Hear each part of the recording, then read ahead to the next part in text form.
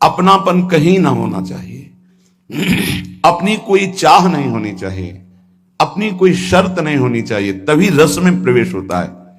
यहां बहुत सी हमारी मांगे हैं, इसके कारण हमारे हृदय में वृंदावन में रहते हुए रस की बात सुनते हुए भी रस जागृत नहीं हो पाता। बहुत काल इसीलिए लग जाता है इन कामनाओं का नाश करने में। सच्ची मानिए, यदि विवेक पूर्वक आश्रित हो जाओ तो ये कामनाएं भी नष्ट हो जाएंगी, क्योंकि ऐसा घेरा कृपा सिंधु प्रभु कर देंगे कि आप विषय सेवन कर ही नहीं पाएंगे। जैसे छोटा बच्चा संसार की किसी वस्तु को चाहने लगता है तो मां उसको झटक देती है, उसको भय दिखाती, नहीं ये नहीं खाना, ये नहीं देखना। ऐसे मेरे प्रभु हैं। हम लोगों का स्वभाव उनके ज्ञान समुद्र के आगे छोटे बच्चे जैसा है। जैसे बच्चे खिलौनों में आकर्षित होते हैं, ऐसे माया के रचे हुए विविध खिलौनों में पूरा का पूरा जीवन बर्बाद कर देते हैं। कोई बड़े भाग्यशाली होते हैं जो इन खिलौनों से खेलना बंद करके रोना शुरू कर देते हैं कि अब मुझे खेल नहीं, अब मुझे अपनी मां की गोद चाहिए। वो बच्चा जैसे रोता है, ऐसे रुरुदु सुस्वरम राजन कृष्ण दर्शन लालसा। हमारा हृदय रोने लगे, मुझे प्रिया लाल चाहिए, मुझे भगवत प्राप्ति करनी है। ये बड़ी दुर्लभ बात है और ये रसिक संग से आ ही जाती, क्योंकि ऐसा घेरा होता है।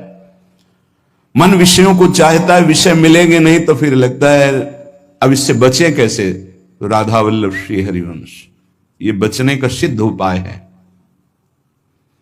राधा वल्लभ भजत भज भली भली शब होए। कोई भी चित्त वृत्ति आपको फंसा नहीं पाएगी, सब भला होगा। होए विषय विषनाश, होए वृंदावन बस गति, होए सुदृढ़ सत्संग, होए रस रीति अगाधा, होए सुजस जग प्रगट, होए पद प्रीति सुराधा। राधा वल्लभ राधा वल्लभ राधा वल्लभ ये स्वयं जपो और जिनके मुख से निकलता है उनकी चरणों में प्रणाम करो, उनकी चरण धूलि माथे पे धारण करो। होए विषय विषनाश, ये जो विषय रूपी विष हमारे हृदय में फैल रहा है इसका नाश हो जाएगा, सिद्ध औषधि है। जासु नाम भव भेषज, इस संसार रूपी महान फसाव से बचाकर सच्चिदानंद में स्थित करने की सिद्ध ये पद्धति है। मुख में नाम, हृदय में ध्यान। मान लीजिए, बार बार कर, शाम की भी यही कहा था, मान लीजिए। होए विषय विषनाश, होए वृंदावन बस गति, होए सुदृढ़ सत्संग, होए रस रीति अगाधा, होए सुजस जग प्रगट, होए पद प्रीति सुराधा। सब कुछ इसी से प्राप्त हो जाएगा। श्रीपाद प्रबोधानंद जी महाराज कह रहे हैं, यदि आपको रसिकों का संग मिल गया है, वृंदावन वास मिल गया है, तो दोष दर्शन मत करना। क्यों? यहां अगर हमें दोष दिखाई दे रहा तभी तो हम दोष दर्शन करते हैं। तो कह रहे हैं, वृंदावनस्थेष्वप्येत्र दोषा नारोपयन्ति स्थिर जंगमेषु आनंदमूर्ति स्वपराधीनस्ते श्री राधिका माधवयो कथम स्युः। जो श्री जी की कृपा से वृंदावन आया, वृंदावन धाम में भले 1-2 दिन ही वास किया, उसको चाहिए कि अपनी दृष्टि बचावे। या जो अखंड वृंदावन वास कर रहा है, किसी भी प्राणी में दोष दर्शन यहां मत करना, क्योंकि सब राधा कृपा कटाक्ष से पूरित हैं। ये अभी उनमें दोष दिखाई दे रहा है, लेकिन वो दोषी नहीं होंगे, वो प्रियालाल को प्राप्त होंगे। आप ये विचार कीजिए कि प्रियालाल की कृपा से इनको वृंदावन वास मिला है, इनकी किसी साधना से नहीं मिला है। तो हो सकता है इनमें कोई असाधन हो, इनमें कोई त्रुटि हो, इनका स्वभाव कुछ बिगड़ रहा हो, पर महारानी जी ने पास कर दिया, इन्हें अपने महल में रख दिया, तो हम इन्हें प्रणाम करते हैं। हम इनके दोष दर्शन नहीं करेंगे।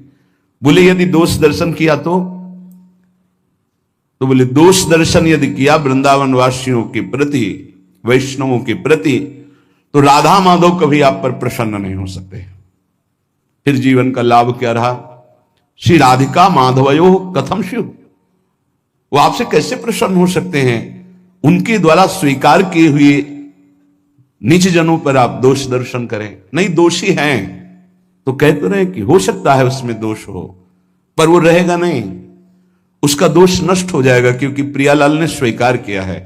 इसीलिए गीता में श्री भगवान जी ने कहा है अपिचेत सुदुराचारो भजते माम अनन्य भाग साधुर समंतव्य सम्यक व्यवसिता है सा। वो सांगोपांग दुराचार पापाचार करता रहा है, उसके मन में एक बात आ गई कि मैं बहुत पापी हूं, सत्संग सुनकर या जैसे भी, मेरा उद्धार तो सिर्फ भगवान की करुणा से हो सकता है, और उसने अंदर से भगवान का आश्रय ले लिया। अब उसे तुम पापी नहीं कह सकते हो।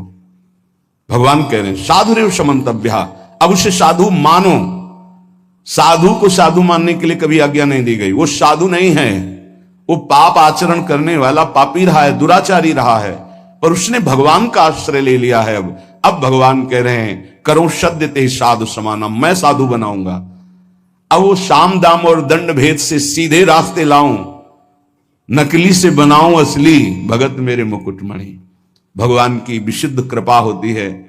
ये अनंत जन्मों के ऐसे दुर्वासनाएं परत की परत छुपी हुई कि साधन भजन करते हुए भी वो निकलती रहती हैं। अगर जरा संग हो जाए अंदर की वासना का तो हमको कहीं ना कहीं आसक्त कर देती है।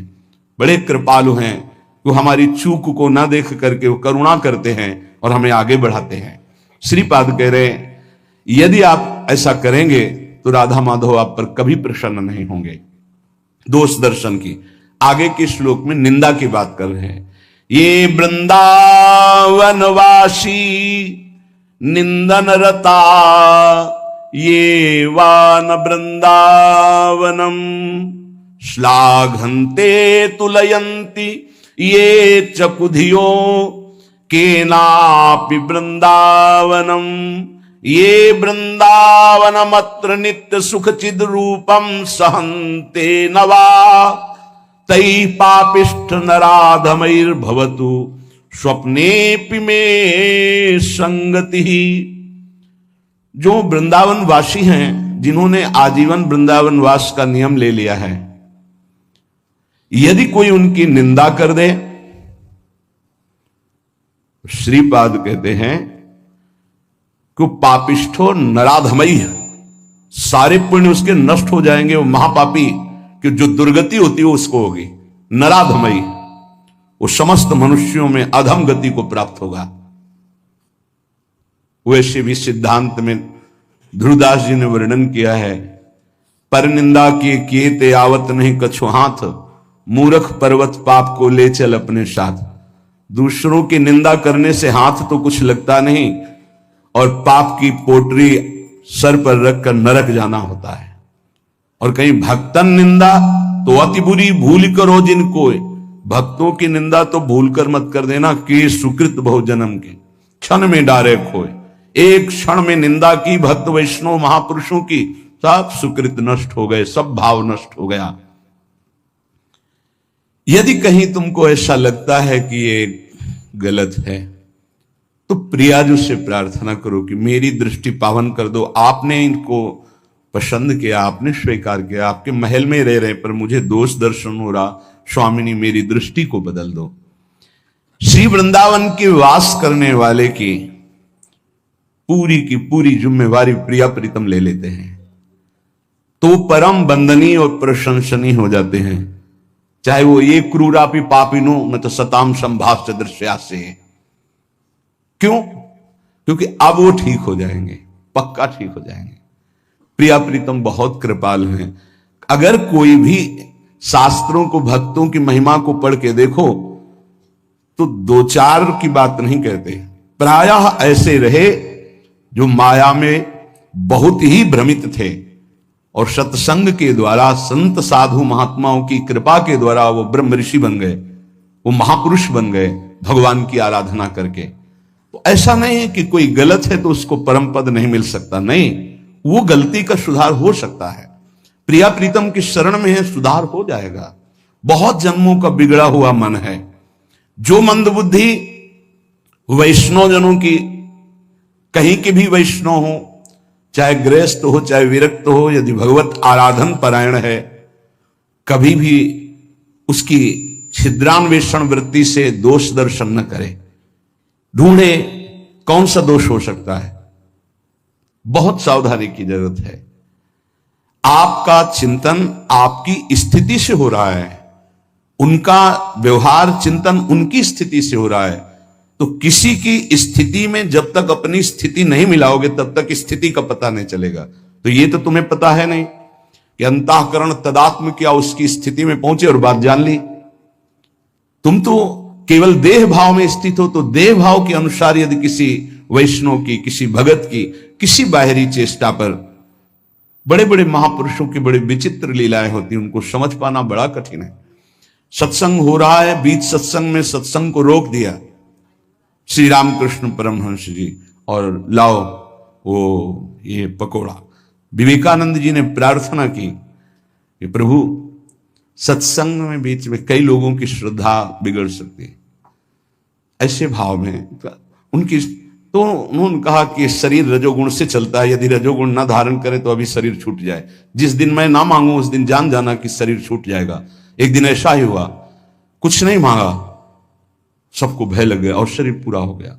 महापुरुषों की क्या लीलाएं हैं, अपने समझ के बाहर हैं। अपने को तो सिर्फ अपने हृदय को देखना है। और श्री वृंदावन की तुलना, समानता अगर कोई इस भौम में किसी परम धाम से करे तो वो सच्चिदानंद मयत्व महाप्रेम में वृंदावन धाम की अवहेलना करता है। जैसे कोई आते हैं बाहर से, बोले हम जान लेते हो वृंदावन ही है।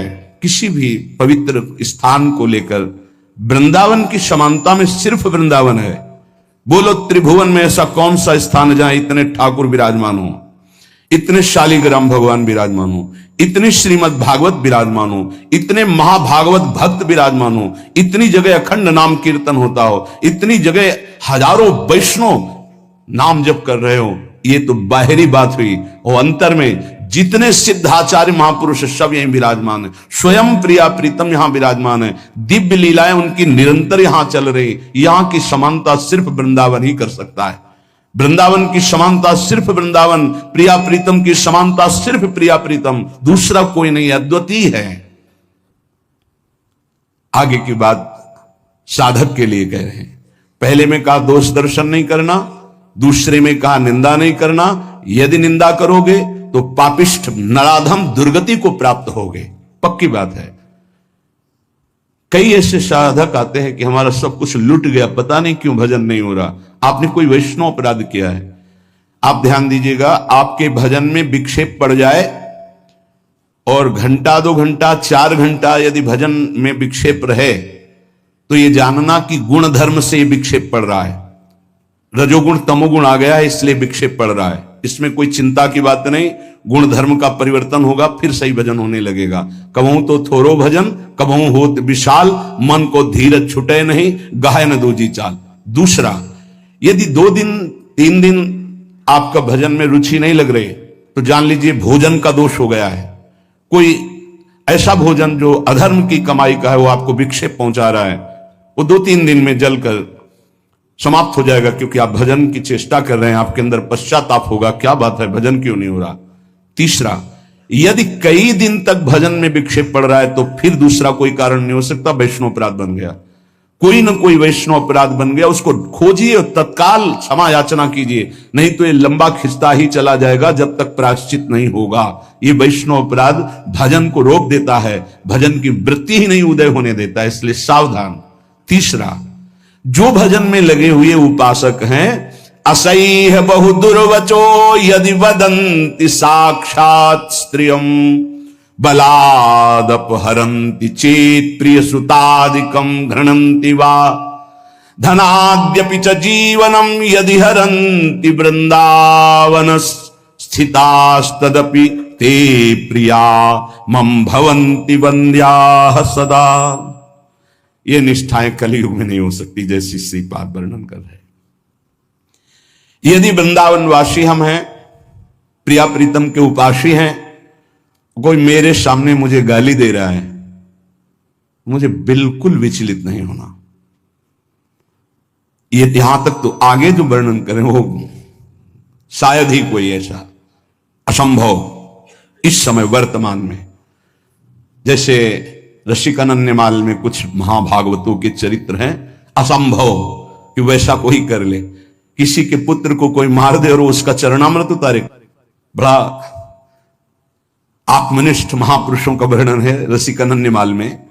यहां ऐसा ही कोई असह्य दुर्वचन गाली मुझे दे, मैं वृंदावन का आश्रय प्रिया प्रीतम कलियों, तो मेरा कर्तव्य है सह जाना। यद्यपि यह भी कठिन पर यह सह सकते हैं, लेकिन आगे जो लिखा है कैसे उसका वर्णन करें। मेरे सामने जबरदस्ती यदि मेरी अर्धांगिनी, मेरे पुत्र, मेरी संपत्ति, उसका अलग अलग भाव लिखा है।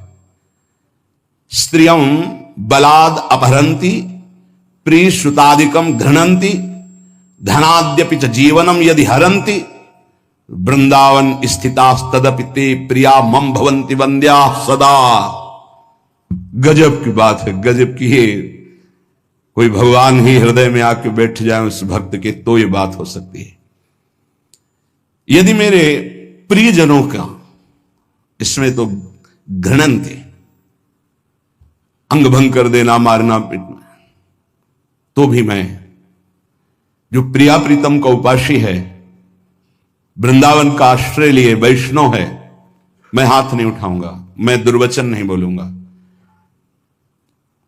धन, पत्नी, पुत्र आदि के साथ अभद्र व्यवहार कर रहा है, मैं उस पर हाथ नहीं उठाऊंगा, मैं उसको दंड नहीं दूंगा, मैं दुर्वचन नहीं करूंगा।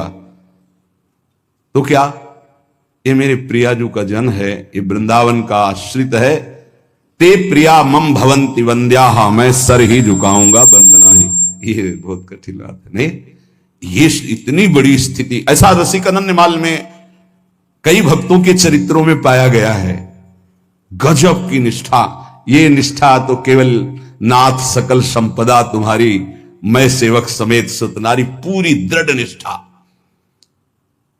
श्रीपाद कह रहे हैं कि ऐसे को श्यामा श्याम की प्राप्ति के लिए कोई अन्य उपाय करने की जरूरत नहीं, स्वयं श्यामा श्याम वर्ण कर लेते हैं। मेरे संबंध से, मेरे धाम के संबंध से तुमने क्षमा किया, तो हम तुम्हारे सारे अपराधों को क्षमा करते हैं और स्वीकार करते हैं। परस्वस्तेयैक व्यसनमपि नित्यं परवधू, प्रशक्तम विश्वेशामह बहुधा हिंसकमपि, दुराचारम लोभाद्युन्पहतमपि भ्रात तरुणम, दिवांधस्तम वृंदावन गत जन्म नाम गणे।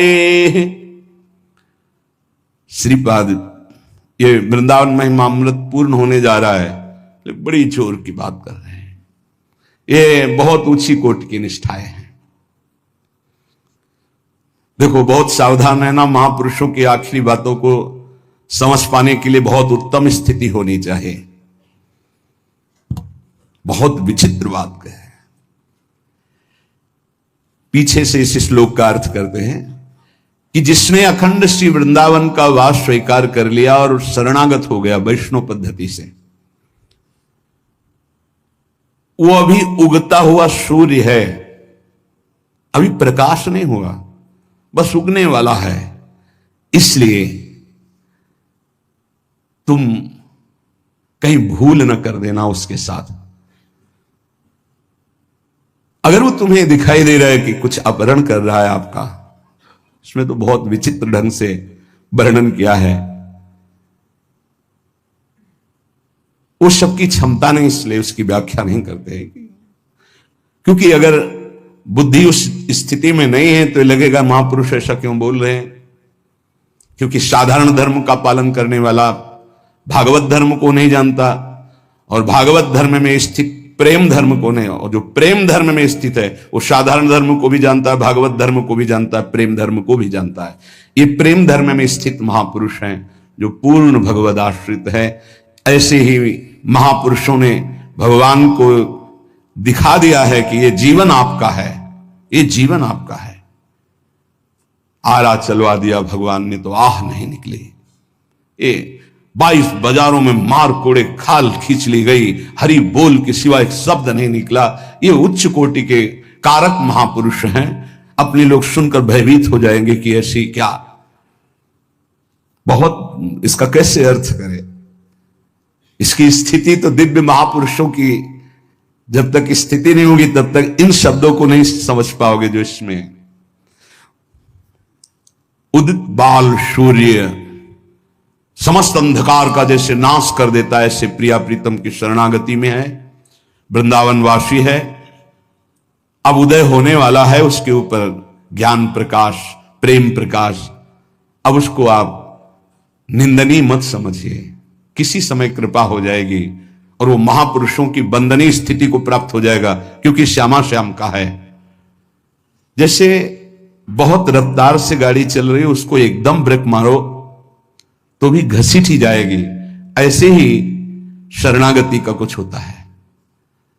बहुत जन्मों से रफ्तार से गाड़ी भोगों में चल रही है, ब्रेक मारते मारते वो फिसल ही जाता है।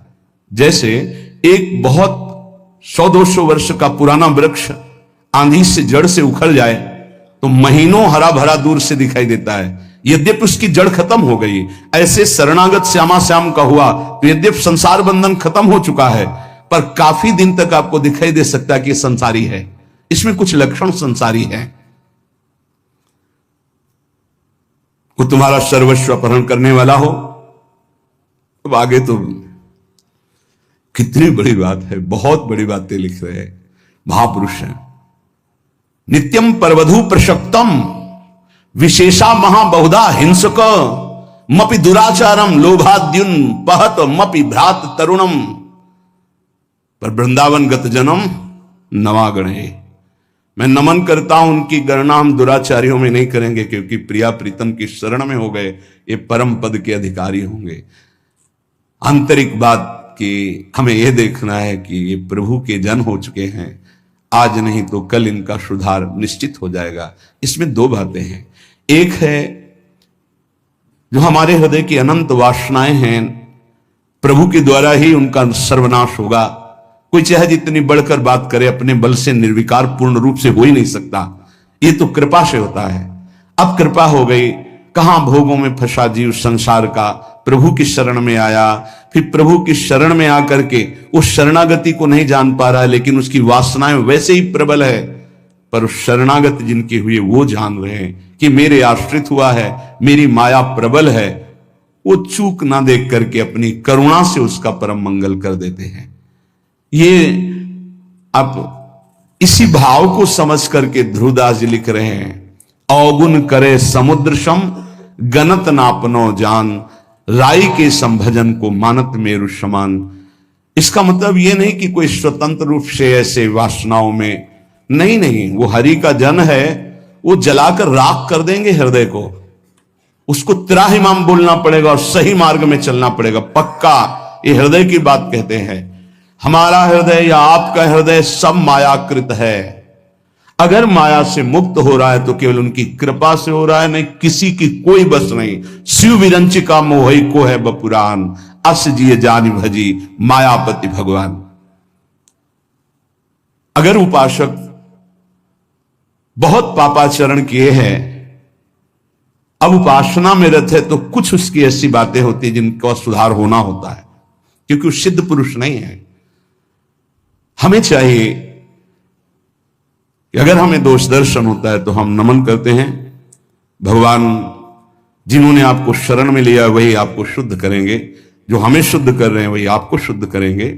हम भगवान से प्रार्थना करें कि जो साधक में दोष है उसको ऊपर कृपा करके उठावें कि दोष उसे छू ना पावे, और हम पर कृपा करें कि हम दोष दर्शन न कर पावे, और हम नाम जप करें। जब कोई नाम का आश्रय ले लेता है तो चाहे जितना उससे अपराध बन गया हो, हमारे शास्त्र कहते, ध्यान से सुनना, पापानलस्य दीप्तस्य मा कुर्वन्तु भयं नराः, गोविंद नाम मेघौघैर नश्यते नीर बिंदुभिः। इतना पाप किया कि पापाग्नि उसको भस्म कर देती, नष्ट कर देती है। पाप का ऐसा प्रभाव है, विध्वंस कर देता है, पूरे के पूरे साम्राज्य को नष्ट कर देता है। ना उसका लौकिक रहने देता है, ना पारलौकिक कुछ रहने देता, सब नष्ट कर देता है। ये पाप बड़ा भयावह है, जिसे लोग अज्ञान के कारण सुख समझकर भोगते हैं धर्म विरुद्ध, उसे पाप कहते हैं। धर्म का स्वरूप क्या है? जो शास्त्र कहता है कि करो उसे धर्म कहते हैं, जिसे कहता ना करो उसी को पाप कहते हैं। तो प्रायः जो भगवान का आश्रय नहीं लिए, सत्संग नहीं सुनते, नाम जप नहीं करते, तो पाप से नहीं बच सकते। जैसे लोग कहते हैं मैं भजन नहीं करता, अपना काम धंधा करता हूं, क्या भगवान की जरूरत है? तुम जान ही नहीं पाओगे, तुमसे अपराध बनते जाएंगे, पाप बनते जाएंगे। क्योंकि जो जानने वाली बुद्धि है वो नाम जप से प्रकाशित होती है। देहु कृपा करी बुद्धि प्रकाश, तो जस बरनो हरिवंश विलास। जब हम नाम जप करते हैं तो प्रभु कृपा करके हमारी बुद्धि में ज्ञान का प्रकाश देते, तब समझ में आता है कि हाय मेरे से कितने पाप हो गए, कितनी गलतियां हो गई, पर दीन बंधु पतित पावन प्रभु आपका ही भरोसा है। और नाम जप कर रहे तो बोले जो पापाग्नि उसे भस्म कर देती, उसके लोक परलोक सब जला देती।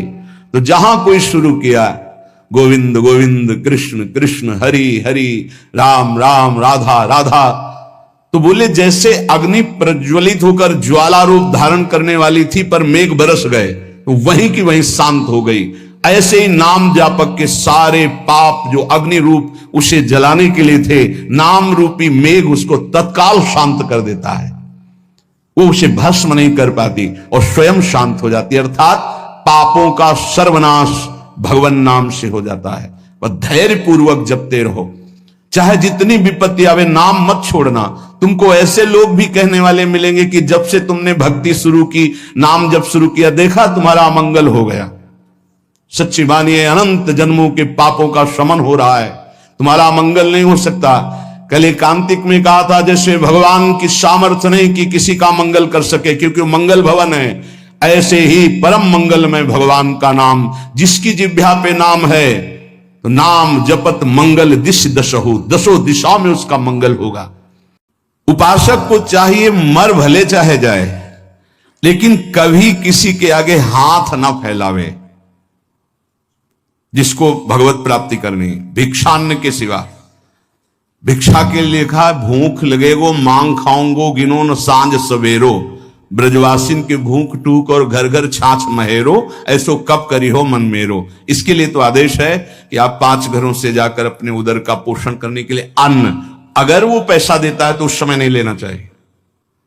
जैसे हम भिक्षा मांगने गए और किसी ने 50 रुपए निकाले, बाबा रोटी तो ना है, 50 रुपए कुछ खा ले। नहीं, हम रुपया लेने नहीं आए, रोटी हो तो दो, नहीं राधे श्याम चल दिए। भक्त वही परिपक्व अवस्था को प्राप्त होता है जो कभी ऐसे नहीं करता, अर्थ नहीं मांगता। भक्त की शोभा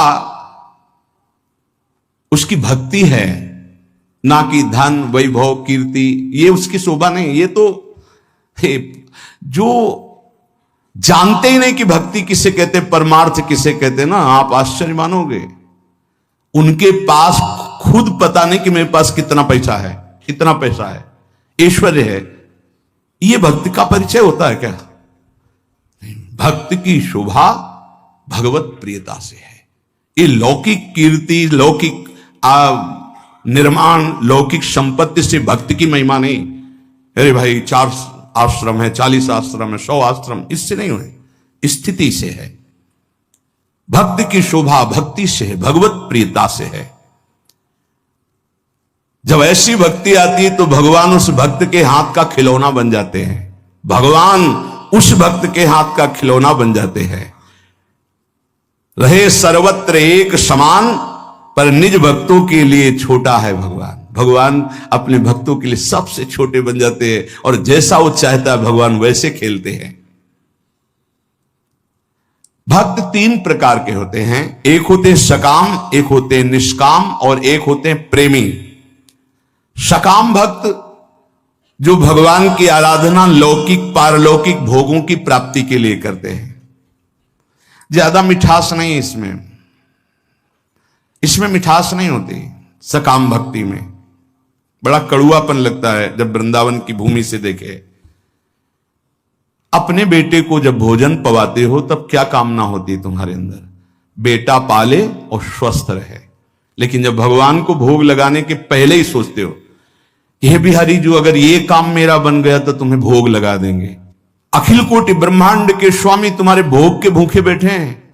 सौभाग्य है कि तुम्हारा भोग लगाने का भाव आ रहा है। अपने बेटे जैसा प्रभु को नहीं पवा सकते क्या? कोई भी मां अपने बेटे को पवाती है, उससे पूछो तुम्हारी क्या कामना है? पागल हो, मेरा बेटा है, कामना क्या है? वो अच्छे से दूध पी ले, खा पी ले और खेले, यही वो खाए पिए, उसका घर है, मेरा बेटा है। क्या भगवान के द्वारा दी हुई सारी सामग्री तुम्हारे पास नहीं? क्या तुम श्री भगवान के अंश नहीं हो? क्या अपने प्रीतम प्रभु को ऐसे भोग लगाया जाता है, तय करके भोग लगाया जाता है? क्या आप अपने बेटे को, अपने पति को, अपने प्रियजनों को, अपने संबंधियों को ऐसा ही भोग लगाते हो? नहीं, कोई कामना नहीं होती। और दुलार करके परोस परोस के पवाते हो कि जितना अधिक पाले मेरा बेटा अच्छा है। तो मेरे प्रभु, तो सकामता में मिठास नहीं होती, एक लेन देन का व्यापार होता है, उसको प्रभु से कोई प्रियता नहीं होती, इसीलिए खास कोई बात नहीं हुई। बस इतना ही भगवान की महिमा है कि वो इनको भी उदार कह रहे हैं कि जो अर्थार्थी आर्त है, जिज्ञासु है, ज्ञानी है, उसमें आर्त और अर्थार्थी भी उदार ही हैं, क्योंकि वो मेरे से मांग रहे हो। वो भगवान की उदारता है। वो क्या, इसमें कोई स्वाद नहीं लगता, छरछराहट सी लगती है अंदर। आपको फूल बंगला बनवा देंगे, आप हमारा ये काम कर दो। अरे जिनके एक संकल्प से अनंत ब्रह्मांडों की सुगंध और पुष्प वाटिकाएं ऐसे देववन हैं कि आप लुभायमान हो जाएं, बेहोश हो जाएं, ऐसी सौरभ है वहां। कल्पतरु, मंदार, पारिजात आदि विविध वृक्षों से परिपूर्ण देववन, ऐसी ऐसी दिव्य वाटिकाएं, कैलाश की शोभा पढ़ो, वैकुंठ की भगवान का कितना बड़ा वैभव है। उनको तुम 2-4 लाख के बाहरी फूल मंगा के बिना सुगंध वाले नीले पीले रंग दिखाई देते, सौरभ थोड़ी। भगवान उससे प्रसन्न नहीं होते। सही मानो, आज तक जो शास्त्रों में स्वाध्याय हुआ और संतों की कृपा से, भगवान सिर्फ अपनेपन से प्रसन्न होते हैं, अपनापन। और वो अपनापन सकामी पुरुष दे नहीं सकते, बीच में पर्दा रहता है, भगवान और हम और भगवान आप हमारा ये काम कर दो, हम आपके लिए मंदिर बनवा देंगे। हाँ, ऊसर में बैठे हैं, तुम मंदिर नहीं बनवाओगे तो अभी, अरे भाई अनंत ब्रह्मांडों का सृजन केवल एक पलक झपकने में हो गया जिनके, भ्रकुटी विलास सृष्टि लय हुई। कैसा अपने बेटे के लिए घर कैसे बनवाते हो? इसमें बहु बेटा रहेगा, इसमें हम रहेंगे, इसमें बड़ा रहेगा, इसमें छोटा रहेगा। मंदिर भी हम ऐसे बनवाते हैं, भोग भी हम अपने बेटे जैसा लगाते हैं। अपनापन नहीं तो भगवान ना भोग पाते हैं ना मंदिर में बैठते हैं, ध्यान रखना। अपनापन सारा खेल भाव का है। लाला बाबू की जब श्याम सुंदर चंद्रमा ठाकुर जी विराजमान हुए तो मंत्रों के द्वारा प्राण प्रतिष्ठा हुई। तो लाला बाबू नजदीक गए और भाव में भरकर जी प्रभु को हृदय से लगाया, बोले आ गए प्रभु। बोले प्रमाण दीजिए। माखन जो भोग लगाने के लिए लाया गया था ऐसे माथे पे रख दिया। जब तक शरीर में गर्मी नहीं होगी तो माखन कैसे, पूरा माखन पिघल करके बह गया। बोले प्रभु आ चुके। भाव, प्रभु कहां थे? भाव, जहां भाव किया, भाव मेरे प्राणनाथ, मेरे जीवन धन। सकाम भाव में बहुत कड़वाहट है, वृंदावन की भूमि से देखने पर बहुत कड़वाहट है, वो कोई खास बात नहीं है। अरे भगवान के आंसू निकल आए महाराज। जब करदम जी ने 10,000 वर्ष तपस्या की और श्री भगवान प्रकट हुए, भगवान ने कहा मैं तुम्हारी तपस्या से बहुत प्रभावित हूं, वरम ब्रूहि, वरदान मांगो। तो उनका पत्नी चाहिए, तो आंसू निकल पड़े कि मेरी प्राप्ति में, मेरे दर्शन का फल है। उसी से बिंदु सरोवर बना, भागवत में वर्णन है। तब अपनी तरफ से करुणा वरुणालय प्रभु ने कहा कि मैं तुम्हारा पुत्र होकर आऊंगा, और कपिल भगवान के रूप में आए और उपदेश करके परम कल्याण किया करदम जी का। सकाम भक्त जो लौकिक पारलौकिक विषयों की मांग पे मांग प्रभु से करते रहते हैं और भगवान की भक्ति भी करते हैं, वो भक्ति करते ही इसीलिए हैं कि ये करूंगा तो ये मिल जाएगा, ऐसा करूंगा तो ये मिल जाएगा। दूसरे हैं निष्काम भक्त। ये मीठे हैं। निष्काम भक्त इसमें मिठास है, क्योंकि ये केवल दो के लिए ही साधना करते हैं, या तो ज्ञान प्राप्त होकर मोक्ष की प्राप्ति हो जाए या भगवत प्राप्ति हो जाए। दो ही होते हैं निष्काम में। ये निष्कामता की मांग दो प्रकार की, इसमें भी मांग है, मैं मुक्त हो जाऊं या भगवान को प्राप्त हो जाऊं, सारिष्ट सामीप्य सारूप्य आदि मोक्ष। लेकिन तीसरे जो भक्त हैं ये मीठे ही नहीं हैं, ये रस भरे हैं, जिनको प्रेम लक्षणा भक्ति कहते हैं। ये सारिष्ट सामीप्य सायुज्य एकत्व आदि कैवल्य पदादि भी दीयमानम न ग्रहणंति बिना मत सेवनम जनाहा, ये सब मोक्ष पदवी देने पर भी स्वीकार नहीं करते। आपके सिवा मुझे नहीं चाहिए। इनका जो स्वरूप है सदा सर्वदा प्रेमोन्मत्त रहते हैं। सकाम भक्त मिठास नहीं, निष्काम भक्त मिठास युक्त, क्योंकि मोक्ष पदवी अखंडानंद, भगवत प्राप्ति परमानंद। लेकिन इनसे भी बढ़कर के जो दीयमानम न ग्रहणंति बिना मत सेवनम जना, वो प्रेमी भक्त वो रसोन्मत्त रहते हैं। प्रेमी भक्त वो प्रेम रस सीधाम वृंदावन प्रदान करता है, गुरुदेव प्रदान करते हैं, प्रेमी महाभागवत जन प्रदान करते हैं। वो किसी भगवान से किसी भी तरह की कोई चाह नहीं, ना मोक्ष की न भगवत प्राप्ति की, कि हमारा कल्याण हो जाए, मंगल हो जाए, आप हमें नहीं। बस जेहि विधि प्रभु प्रसन्न मन होई, करुणा सागर कीजे सोई। जिस तरह आपका मन प्रसन्न हो, आपको लगे कि दर्शन देना तो आ जाना, आपको न लगे मत आना। बस हम रो रो करके आपके नाम को पुकारते रहेंगे, आंसुओं से भिंगो भिंगो कर नाम जपते, राधा राधा राधा। हमें कुछ नहीं चाहिए, आपको आना हो आ जाना, आपको ना आना हम रोते रहेंगे, पुकारते रहेंगे, ये हमारा विषय, पर वो आप स्वतंत्र हो। जय विधि प्रभु प्रसन्न मन होई, करुणा सागर की जैसे। ये बहुत ऐसे भक्त भगवान को अधीन कर लेते, क्योंकि भगवान का एक नाम है प्रेमाधीन, प्रेम के अधीन हो जाने वाले। सृष्टि स्त्यंत कारणीम ब्रह्म विष्णु शिवात्मिकाम सायाति संज्ञाम भगवान एक एव जनार्दन। हमारे प्रभु ही जब सृष्टि रचना का समय आता है तो ब्रह्मा रूप धारण कर लेते हैं, पालन करने के लिए विष्णु रूप धारण कर लेते हैं, और विनाश लय करने के लिए रुद्र रूप शिव रूप धारण कर लेते हैं। इसलिए हमारे प्रभु महान जगन नियंता हैं। ऐसा भाव उपासक के जब हृदय में आ जाता है तो किसी अन्य का आश्रय नहीं लेता, अन्य का आश्रय नहीं लेता। सही बात मानो, माया का बड़ा प्रभाव है। आप सोचो इस जगत में कितने धनी होंगे, जितना त्रिभुवन में आप धन देख रहे हैं कुबेर जी के एक खजाने के कोने में रखा है। अपार धन वैभव के स्वामी, रिद्धियां सिद्धियां नौ निधियां कुबेर। और जितना कुबेर के खजाने में लक्ष्मी जी के चरण के एक चिन्ह में है, ऐसी महालक्ष्मी स्वयं भगवान के चरण चापती रहती हैं। ऐसे भगवान के सेवक के सामने कुछ समझ में आएगा उसको? सुरपति नरपति लोकपति जिनके भाव है घास। क्यों? क्योंकि ऐसे प्रभु के सेवक हैं। यहां जो वर्णन किया जा रहा है कि उन्हीं से ब्रह्मा, उन्हीं से विष्णु, उन्हीं से रुद्र, वो हमारे स्वामी हैं। अब हम किसका आश्रय लें, किसके आगे हाथ पसारें, किसकी तरफ देखें? समझो, जो संसार में जो कुछ भी है, इसकी प्राप्ति के लिए जो भगवान का भजन करते हैं, वो बहुत अनजान में है। जैसे हीरे के बदले कांच लेना चाहते हैं, ऐसे भुलावे में है। मणिगण पुंज ब्रजपति छाणत हित हरिवंश कर गई कंचु। नाम जप कर रहे हैं और चाहते हैं संसार की वस्तुएं, तो मानो महान कीमती मणि के बदले में कांच खरीद रहे हैं। जो अपनी कीर्ति, अपनी प्रतिष्ठा, भगवदी आनंद को छोड़कर लौकिक आनंद की चाह के लिए भजन करते हैं, वो भी बड़े भुलावे में हैं।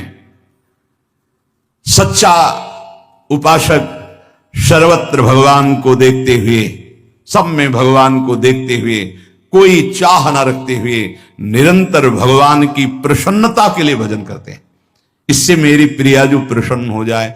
जब हमारा भजन का मतलब क्या है? पुकारना, राधे श्याम, राधा वल्लभ, राधा राधा राधा। हम पुकार रहे हैं, अपने स्वामी का स्मरण कर रहे हैं।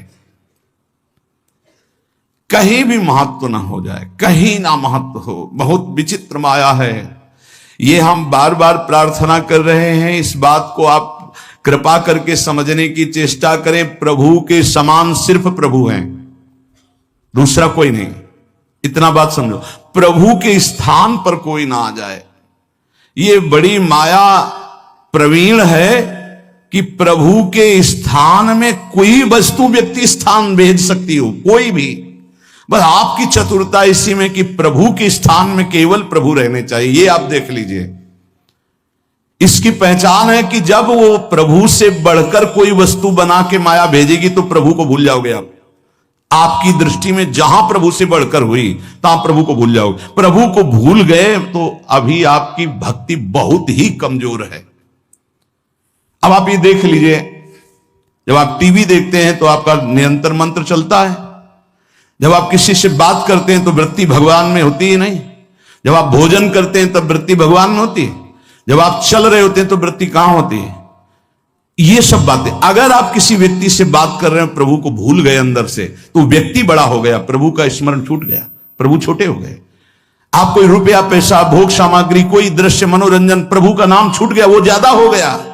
किस कोटि के भक्त हो? माया के एक प्रापंचिक विषय में इतनी सामर्थ्य आ गई को भगवान को भुलवा दिया, तो तुम्हारी निष्ठा कहां रही, तुम्हारा चिंतन कहां रहा? जरा इस कसौटी पे कसो अपने को, इस कसौटी पे देखो। ये देखी हुई बात यहां की कहते हैं। इस कसौटी पे कस के देखो। टीवी चल रही हो, आप देख रहे हो, आपका बिल्कुल कोई भी दृश्य चित्त अपहरण न करने पावे। हर सेकंड आपका मंत्र चल रहा है, विजयी। बाजार में घूम रहे हो, सब कुछ देख रहे हो, लेकिन मंत्राकार वृत्ति, विजयी। कोई व्यक्ति सामने है, उससे बात कर रहे हो, लेकिन भाव में एकदम भरे हुए, एकदम भगवान का विस्मरण, एक सेकंड का, विजयी। अच्छे अच्छे पदार्थ सामने रखे हैं, खा रहे हो, लेकिन चिंतन प्रभु में, विजयी। विषयान गृहणंत मुंचंतुआ, भगवत पार्षद हो, कोई साधारण नहीं हो तुम। भगवदांश हो, भगवत पार्षद हो, अपने स्वरूप को पहचानो, जागो। ये माया तुम्हें परास्त नहीं कर सकती, तुम स्वयं परास्त होना सीख गए हो, इसलिए परास्त हो रहे हो। तुम्हें कोई परास्त नहीं कर सकता। भगवत शक्ति संपन्न हो, भगवदांश हो।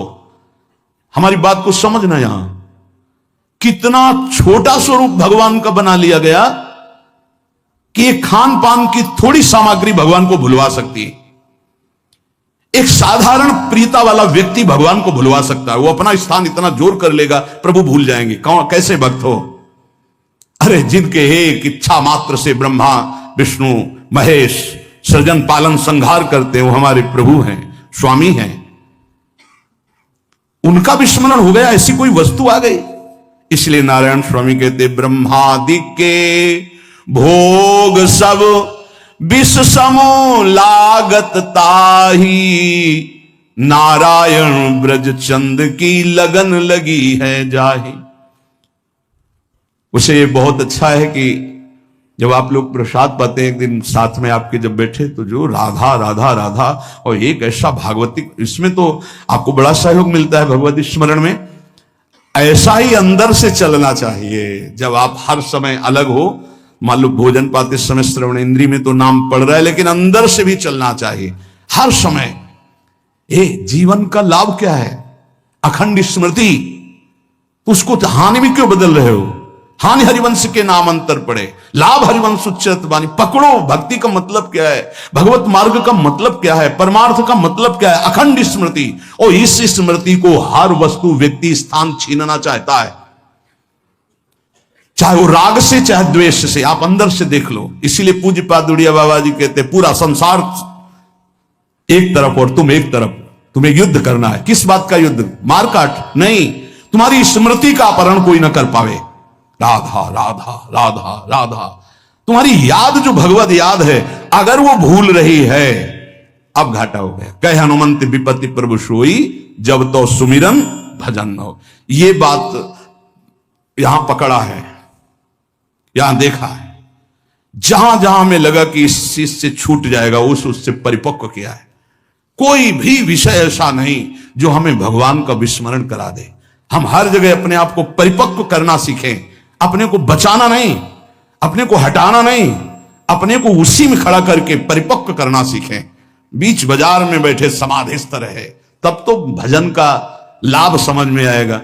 बाण बनाने वाले के पास से पूरी सवारी निकल गई, उसको एक शब्द नहीं सुनाई दिया, और तुम मंत्र और भजन में चित्त लगा रहे हो, तुम्हें चार आदमियों की बात सुनाई दे रही। अरे राजा की सवारी तो नगाड़ा बज रहा है और शोरगुल हो रहा है, जय जयकार हो रहा है, उसको एक शब्द नहीं सुनाई दिया। केवल बाण का नोक बना रहा था, जिसे दत्तात्रेय जी ने 24 गुरुओं में एक गुरु बनाया, और तुम नाम जप कर रहे हो, तुम्हें कोई शोरगुल नाम छुटवा दे, कैसे साधक हो? विचार करके देखो। तो उपासक को अपने उपास्य देव की उपासना जो गुरु प्रदत्त है उसी से संबंधित बातें सुननी चाहिए, अन्यथा कान बंद रखना चाहिए, नहीं तो फिर वो दोष जो वो आ जाता है। अमुक पाठ कर लें, अमुक स्तोत्र कर लें, अमुक रक्षा कवच कर लें, इन पर विश्वास है, 4 कण रज के लेके पूरे शरीर में लगा लिया वृंदावन की, इससे बड़ा कोई रक्षा कवच नहीं है। अरे इसी रज को ऐसे ऐसे करके भगवान की रक्षा कवच में भगवान का नाम उच्चारण किया जा रहा है। भागवत में पढ़ के देख लो, ये वो रज है जो भगवान स्वयं अपने मस्तक पर धारण करते हैं। नहीं समझ में आया? अनुब्रजाम में हम नित्यम कुए अत्यंग रेणु भी, और कुछ न समझ में आवे तो कह रहे भक्त चरण रज लेने के लिए पीछे पीछे डोलता हूं। तो ये तो महाभागवतों की प्रेममयी आंसुओं से भींगी हुई भूमि है, और स्वयं प्रिया चरण रज जान के लुठत रसिक सिरमौर। इसलिए अपने भजन रस सिद्धांत को समझे, और जब गुरु प्रदत्त ही होना चाहिए।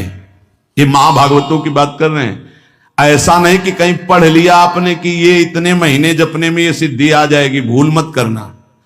गुरु प्रदत्त नाम और मंत्र के सिवा कहीं भी हमारी रुचि नहीं रह जानी चाहिए कि थोड़ा 5 माला ये कर लेते हैं कि उससे सपोर्ट हो जाएगा और इससे ये हो जाएगा, और फिर अपना गुरु मंत्र जप लेते हैं। ऐसे आते हैं प्रश्न। वो बाहर के होंगे, अपने रसना कटो जो अन रटो। गुणानुवाद अपने आराध्य देव का, श्रवण फूटो जो अन्न सुनो। ये महाभागवतों की रस की बात है। भक्ति के विघ्न को बर्दाश्त ना करना, ये भक्त का स्वभाव होना चाहिए। हम लोग बहुत ढीले हैं, भक्ति के विघ्न को हम विघ्न ही नहीं मानते। कितनी देर से भजन छूटा है तुम्हारा? कितनी देर से तुम प्रभु से विमुख हो उस वस्तु व्यक्ति स्थान के प्रलोभन में? बड़ा विचित्र है। बहुत सावधान, बहुत सावधान। माया की चकाचौंध भुलवा देती है, हरि को चकाचौंध भुलवा देती है। संसार का आकर्षण इतना बड़ा है, यही तो बड़ा विचित्र। और भूले तो भूले तुम जिन भूलो मालाधारी, स्वामी हरदास जी कहते। अरे और तो भूले ही है, तुम क्यों भूलते हो? तुमने तो उनका माला पहन लिया, कंठी पहन ली, उनसे बड़ा कोई है? उनसे बड़ा कोई है? अपने स्वामी से बड़ा कोई नहीं। चर्चा किसकी हम करेंगे? गुणानुवाद किसका करेंगे? अपने प्रभु का। बता रहे हैं विश्व ब्रह्मांड में जितना धन है कुबेर के कोने में है, कुबेर के पास जितना खजाना है लक्ष्मी जी के एक चरण चिन्ह के कोने में है। वो लक्ष्मी जी जिनके चरण सहलाती रहती हैं वो हरि हैं, वो हरि जिनके चरणों में महावर रखते हैं हमारी प्रिया जो है। इसके आगे बोलो, पूर्णता प्रेम की, क्योंकि प्रियाजू कौन है? पूर्ण प्रेम, शांद्रा आनंद घन प्रेम मूर्ति किशोरी। अब हम चर्चा किसकी करेंगे? नीचे करेंगे किसी की? अरे सुरपति नरपति लोकपति जिनके भाव है घास। समझे में नहीं आ रहा, समझे में नहीं आ रहा। बहुत विचित्र है, बहुत विचित्र, अति विचित्र भगवंत गति। हाथ सामने अनंत ब्रह्मांडों के स्वामी की महिमा, और एक तरफ माया की महिमा। स्वामी को धक्का लगा के बाहर, माया को अंदर। ऐसा प्रभाव माया का है, बड़ा विचित्र। जिस समय सोने की थाल और कटोरी सब लगा के लक्ष्मी जी बूढ़ी के रूप में ना भगत से प्रसाद पाया, बोले ये जूठे पात्र हम दोबारा नहीं रखते। अरे मैया तू तो रुक, अब यहां नारायण बैठे थे, बोले जहां ये रहते हैं ना साधु बाबा सन्यासी जन, हम वहां टिकते नहीं ज्यादा दिन, तो इसलिए बोले स्वामी जी झोला उठाओ आप अपना चलो। बोले नहीं बेटा हमारी तो इच्छा थी आज रात्रि बोल ना माता जी रहेंगी, पिताजी को भगा दिया। जो पिताजी गए माताजी अंतर्ध्यान हो गई, क्योंकि नारायण की भी लौट टिक नहीं सकती। ये खेल है, समझ लो। अच्छे अच्छे नारायण को छोड़ दें, ऐसा है माया का प्रभाव। भक्त भक्ति के विघ्न को बर्दाश्त ना करे, चाहे कोई वस्तु हो, व्यक्ति हो, स्थान, कुछ भी हो। जो मेरे प्रभु का विस्मरण करा रहा, बर्दाश्त नहीं होना चाहिए। लेकिन आप खूब बर्दाश्त कर लेते, चैन से बर्दाश्त कर लेते। नहीं, देख लो अपने लोग कितने प्रमादी हैं कि इस बात से हमें दुख नहीं होता। तद विस्मरण परम व्याकुलती, आराध्य देव का विस्मरण हो रहा है, मुझे चैन है। बहुत विचित्र बात है। सत्संग छूट गया, तुम्हें बेचैनी नहीं हुई? तुम्हारी दिनचर्या टूट गई, तुम्हें बेचैनी नहीं हुई? तुम्हारा नाम छूट गया, तुम्हें बेचैनी नहीं हुई? नहीं, किसी भी स्थिति में नहीं। विचार करो, पूज्य राधा बाबा के चरित्र में जरा अंदर गांठों से गठिया बात इतना बढ़ा हुआ था कि बाबा एक कदम नहीं चल सकते थे। और गंगा जी की रेती में सत्संग हो रहा था, तो पूज्य बाबा को कौन सा ज्ञान नहीं, आप हमें बताओ। वो प्रार्थना कर रहे थे जो उनकी सेवा में थे कि मुझे वहां तक पहुंचा दो। बोले अब थक गया हूं, मेरी सामर्थ्य नहीं। बोले पहुंचा दीजिए। बोले चले जाओ ना। बड़ी चूक हो जाती है, जानते हो। जब हम चरित्र पढ़ते हैं महापुरुषों के, तब लगता है वो महापुरुष है। जब सेवा में होते ना पास, तो नहीं लगता। देखो कैसे उत्तर दे रहे हैं बाबा को, या इतना ही प्रिय तो आप चले जाओ, हम तो थक गए हैं। प्रसंग है, पढ़ के देख लेना कि बाबा ने एक बांस उठाया और कहा क्या तुम जानते हो श्री कृष्ण हमें वहां तक नहीं पहुंचाएंगे? पहुंचाएंगे। और कढ़िलते हुए बांस के सहारे से इतनी दूर तक पहुंचे जहां से सत्संग सुनाई दे रहा था। क्या सत्संग में बाबा को जानना है? सर्वज्ञ महापुरुष हैं, पर है कोई सत्संग की महिमा? क्या हमारे अंदर चुभता है कि आज का सत्संग छूट गया? क्या चुभता है आज का वाणी पाठ छूट गया? अरे जिस सभा में हम बैठकर वाणी गायन हो रहा है, उसमें बैठे प्रियाजू का यश हो रहा है, साधु मंडली में बैठे, इससे बड़ा सौभाग्य क्या हम जलते हैं कि आज हमारा इतनी देर से भजन छूट गया? क्या हम कभी रोए कि हमारी सेवा छूट गई? प्राणांतक कष्ट हो तो भी सेवा नहीं छूटनी चाहिए। प्राणांतक कष्ट हो, अगर हम शकिल पाते हैं तो शकिल शकिल करके वो सेवा कर देंगे। हमारे गुरुदेव की, इष्ट देव की सेवा, ये केवल प्रवचन ही नहीं, गुरु प्रताप से कह रहा हूं। भक्त को भक्ति के विघ्नों को बर्दाश्त नहीं करना चाहिए। बता देना कि हम आज उठने लायक भी नहीं, पर ये सेवा पहुंचा दो, इस सेवा पहुंच जानी चाहिए। मेरी सेवा नहीं टूटनी चाहिए। ना सेवा में प्रीति होगी, ना नाम छूटने में तुम्हें जलन होगी, ना तुम्हारी पाठ में प्रीति होगी, ना तुम्हारी इष्ट देव की अपनेपन में स्थिति होगी। तो होगा क्या? भक्ति के विघ्न को आप क्यों बर्दाश्त कर लेते हैं? ये आप देख लीजिए। हमें लगता है जितना इष्ट और गुरु का दुलार मिलता है तो हम उसको पहचान नहीं पाते। हमें लगता है संसारिक तौर तरीके से लगता है, हमें नहीं लगता कि हम पर अपार कृपा है। पांचवा, भक्ति के फल को गुप्त रखना। ये पांचों आज ये बहुत बड़ी महान बातें हुई। अपने स्वरूप का बोध, अपने इष्ट के स्वरूप का बोध, जो गुरु प्रदत्त साधन उस पर निष्ठा, जप और गुणानुवाद अपने आराध्य देव का ही, भक्ति के विघ्नों को बर्दाश्त न करना, और ये भक्ति के फल को गुप्त रखना। जो हमारे इष्ट और गुरुदेव की कृपा से आध्यात्मिक उन्नति हो रही, उसे कभी ना बोले, ध्यान रखना नहीं, वहीं रुक जाएगी, बंद हो जाएगी। पकड़ो इस बात को। अपनी स्थिति कभी नहीं व्यक्त करनी चाहिए। इसमें पांचवा, भक्ति के फल को गुप्त रखना चाहिए। आपको स्वप्न में अच्छे स्वप्न आ रहे हैं, दिन में कोई अनुभूतियां हो रही, गुरु कृपा प्राप्त हो रही है, आपको प्रियता मिल रही है, भागवतिक आंतरिक उन्नति हो रही, बिल्कुल गुप्त, कुछ नहीं बोलना। बोले नहीं गुरु से तो बोल दे। क्यों? गुरु अल्पज्ञ है क्या? तुम बाजार से लाए हो स्थिति, गुरु ने दी है, उनको बताने की जरूरत क्या है? उनको बताने का मतलब अपने अहम को पुष्ट करना नहीं, फिर स्थिति नहीं रहेगी। ना गुरुदेव से कहनी है ना किसी से। गुरुदेव से क्यों नहीं? उन्होंने ही दिया भाई, उनसे क्या कहना है? उन्हीं की तो प्रदत्त वस्तु है, गुप्त शांत। एक दृष्टि में सब कुछ पता चल जाता है गुरुदेव को कि आप कहां हो, आपकी स्थिति क्या है, आपको बताने की जरूरत नहीं। ये पांचवी बात बहुत समझी जाए, अपने भक्ति के फल को कभी प्रकाशित न। अब आपकी कृपा से निरंतर मंत्र चल रहा है, बंद हो जाएगा, कहीं भी बोल दो बंद हो जाएगा, देख लेना। बहुत इससे हमें लगता है आपका अब निरंतर भजन होता है, कहां आपकी कृपा से जो कुछ हो जाता है, अब आप देख लो जैसा निरंतर, तो कहां देख लो, तो झूठ भी नहीं होगा, क्योंकि कभी तो हम गाढ़ निद्रा में सोते होंगे, तो मुझे तो पता नहीं उस समय चलता है कि नहीं चलता, अब आप जानो। कभी भी अपने भक्ति के आंतरिक वैभव को प्रकाशित ना करें। पहला है अपने स्वरूप का निरंतर चिंतन रखो कि हम प्रियाजू की प्रिय सखी हैं। दूसरा अपने आराध्य देव के स्वरूप का कि महामहिम इन्हीं के सब कुछ अधीन है, हमें किसी और के सपोर्ट की जरूरत नहीं है और की आराधना की जरूरत नहीं। तीसरा जो गुरु प्रदत्त साधन है उसी में हमारी रुचि होनी चाहिए, उसी नाम में, उसी मंत्र में और उन्हीं के गुणानुवाद में। और चौथा भक्ति के विघ्नों को बिल्कुल बर्दाश्त न करे, जो हमारे प्रभु का विस्मरण करा दे उससे बचने की कोशिश करे। पांचवा भक्ति के फल को गुप्त रखे, भक्ति के अनुभव को गुप्त रखे। शेष चर्चा आगे। श्री राधा वल्लभ लाल की